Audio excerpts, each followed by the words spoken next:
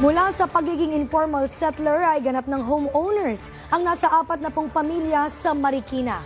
Formal lang na i-turn over sa kanilang titulo ng kanilang bagong tahanan sa ilalim ng Expanded Pambansang Pabahay Program. Si Jinky Baticados, nakatutok.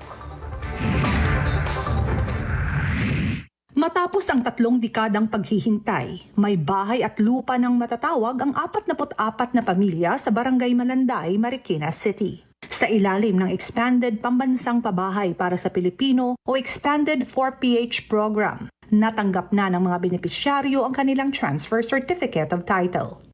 Alinsunod sa utos ni Pangulong Ferdinand R. Marcos Jr. na maghatid ng disente at may dignidad na pambahay sa mga Pilipino.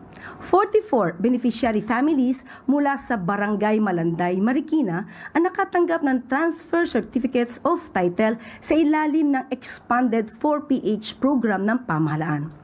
Iginawad ang mga titulo noong Hulyo 15 sa mga miyembro ng Samahang Magkakapitbahay ng Purok 3 Homeowners Association Incorporated, Phase 2A. Pinangunahan ang seremonya ni na Department of Human Settlements and Urban Development Secretary Jose Ramon Aliling at Social Housing Finance Corporation President Federico Lacsa.